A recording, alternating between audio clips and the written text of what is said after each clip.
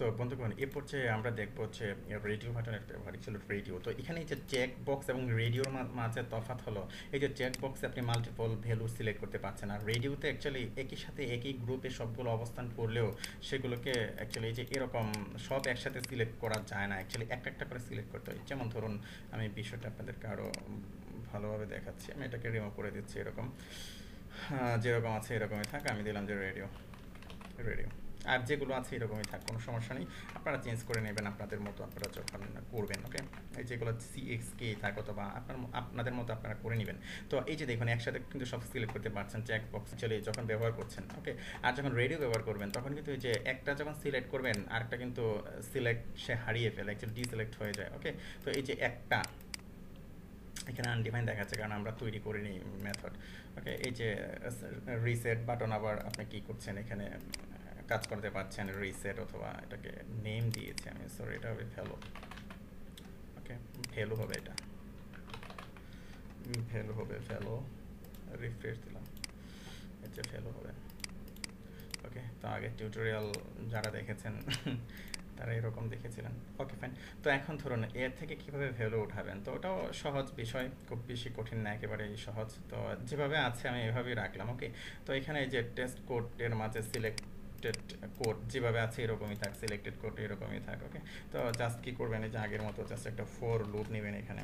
ওকে, for লুপের মাঝে ধরুন আমরা যেরকম ভ্যালু দিই কাউন্টার ভেরিয়েবল একটা ইনিশিয়ালাইজ করে নিই আইকাল টু 0, তারপরে ধরুন I smaller than equal to 3, কয়টা আছে এখানে না, ঠিক আছে চারটা আছে 3, তারপরে ধরুন অ্যাকচুয়ালি আই প্লাস প্লাস, আমি এভাবেই দেখাচ্ছি। ওকে, তো আপনারা এইভাবেই দেখুন, কোনো সমস্যা নেই। তো ধরুন আমি দিলাম যে ফর, তারপরে গেট চেক।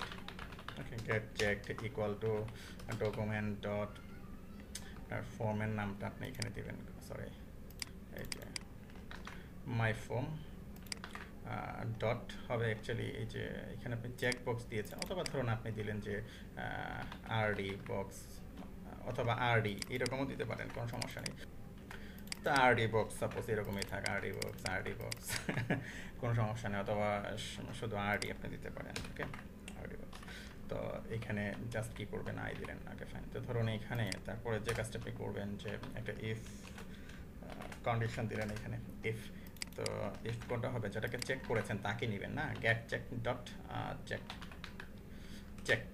ওকে, যেটাকে চেক করেছেন, তারপরে এখান থেকে আপনি রিটার্ন করবেন কোনটাকে, এখান থেকে আপনি জাস্ট কি করবেন ভ্যালুটাকে রিটার্ন করবেন এখানে। আর আমাদের এই যে ইউএল এলআই আকারে নিয়ে আর অর্থাৎ লিস্ট আকারে নিয়ে আর কোনো প্রয়োজন নেই। Okay, return check dot value, just value, যেহেতু আমি একটা নিচ্ছি সবগুলা থেকে অ্যাকচুয়ালি চেক করে, সবগুলোতে চেক করে আমি দেখলাম যে কোনটাতে এরকম সিলেক্ট করা আছে, চেক করা আছে, আমি শুধু তাকে নিচ্ছি।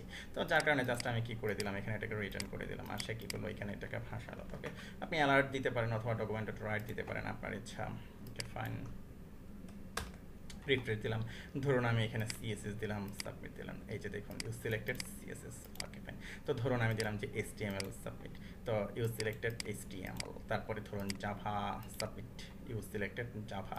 তো আশা করি বুঝতে পেরেছেন যে এগুলো নিয়ে কিভাবে কাজ করবেন, যে ফর্ম অবজেক্টের যে এলিমেন্টগুলো আছে এগুলো একটু অ্যাকচুয়ালি বেশ গুরুত্বপূর্ণ ছিল, তাই এগুলো আপনাদেরকে দেখানো। ওকে, তো পিএইচপির সাথে কীভাবে ব্যবহার করবেন বা জাভাস্ক্রিপ্ট দিয়ে কীভাবে ভ্যালু উঠাবেন, হ্যাঁ, তারপরে ধরুন পিএইচপি দিয়ে কীভাবে ভ্যালু উঠাবেন, তো এগুলো আমি দেখিয়েছি আপনাদের পিএইচপি টিউটোরিয়ালের মাঝে।